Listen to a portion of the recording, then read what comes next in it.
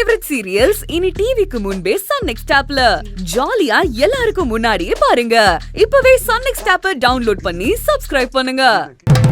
திவ்யாவை என்னோட பொண்ணு ஸ்தானத்துல தான் பாக்குறேன், பிரிச்செல்லாம் பாக்கல. ஆனா இத காரணம் காட்டி எங்களை நீங்க சேர்க்கணும்னு நினைக்கிறதா ரொம்ப தப்பு. பாசத்தை யார் வேணாலும் காட்டலாம், ஆனா உரிமை எடுத்துக்க முடியாதுல்ல. ரெண்டுத்துக்குமே வித்தியாசம் இருக்குல்ல. வார்த்தையால மடக்கிறதுனால உன் பக்கம் நியாயம் இருக்குன்னு நீ நினைச்சுக்காத. நீ இப்ப விரக்தியில பேசிட்டு இருக்க. ஆமா வீணு, ஏற்கனவே வாழ வேண்டிய வாழ்க்கைய வெறுமையா கழிச்சிட்ட. இத ஒரு பொண்ணா என்னால உணர முடியும். ஏன்னா நானும் சின்ன வயசுலயே புருஷனை இழந்தவ. சின்ன வயசுலயே புருஷனை இழந்துட்டு ஒரு பொம்பளை காலத்தை தள்ளுறது எவ்வளவு கஷ்டம்னு நீ சொல்லி எனக்கு தெரியணுங்கிற அவசியம் இல்ல. அந்த நரகத்துல வாழ்ந்தவனா.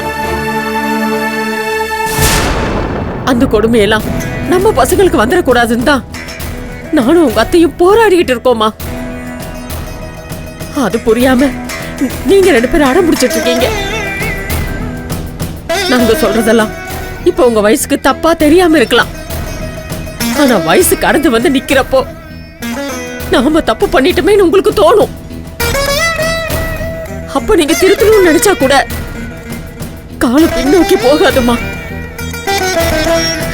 அதுக்குதான் சொல்றேன், நான் சொல்றத கேளுமா. என்ன விடும், நாங்க என்ன வாழ்க்கை கெடுக்கவா நினைக்கிறோம் சொல்லு. அம்மா, உங்க அனுபவ பாடத்தை நான் தப்பு சொல்லல. ஒவ்வொரு மனசுக்கும் ஒரு உணர்வு இருக்கும். அது சொல்ற வாழ்க்கைய வாழ்ந்தாதான் வாழ்க்கை நல்லா இருக்கும். நானும் என் மனசுக்கு சரின்னு படுறதான் நான் பண்றேன். என் வாழ்க்கையே என் பிள்ளைங்களுக்காக மட்டும்தான். எனக்கு இதுவே போதும். நான் சந்தோஷமா தான் இருக்கேன். அதே மாதிரி நான் உங்க மேல ரொம்ப மரியாதை வச்சிருக்கேன். நீங்க சாதாரணமா பேசுறதா இருந்தா எப்ப வேணாலும் வாங்க பேசலாம். ஆனா மனசுல இந்த எண்ணத்தை வச்சுக்கிட்டு திரும்ப என்ன வந்து பார்க்காதீங்க. நீங்க எத்தனை தடவை கேட்டாலும் ஏன் முடிவு ஒண்ணுதான். அதுல மாற்றம் இருக்கும்னு மட்டும் நீங்க நினைச்சிடாதீங்க. அது எப்பவுமே மாறாது.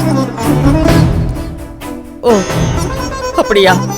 சேரக்கூடாதுங்கிற முடிவுல நீங்க எப்படி உறுதியா இருக்கீங்களோ, உங்களை சேர்த்து வைக்கணுங்கிற முடிவுல நாங்களும் உறுதியா தான் இருக்கோம். இப்ப வேணா உங்களுக்கு எங்க மேல கோவம் இருக்கலாம், ஆனா பின்னாடி எங்களோட அருமை உங்களுக்கு புரியும். நான் இப்ப கூட நேரா கோயிலுக்கு தான் போறேன். ஏன்னா இந்த பசங்களுக்கு நல்லது சொன்னா கூட புரிய மாட்டேங்குது. ஆண்டவா, நீயாவது சொல்லி புரிய வைன்னு அவங்கிட்ட சண்டை போடுதா. இதுக்கு என்னதான் முடிவுன்னு கேட்க போறேம்மா. நானும் இப்பதான் கோவில்ல இருந்து வரேன். என் வாழ்க்கையை இப்படியே வாழ விடு, என்ன தொந்தரவு பண்ணாதன்னு எனக்கு வேண்டியத நானும் சொல்லிட்டு தான் வந்திருக்கேன். எனக்கு உங்க அத்தைக்கு வேணாம், நியாயம் எது தர்மம் எதுன்னு தெரியாதுன்னு நீ சொல்லிட்ட. ஆனா படைச்ச ஆண்டவனுக்கு தெரியும்ல, அவன் முடிவு பண்ணட்டும் யாரு வேண்டுதலை ஏத்துக்கிறதுன்னு.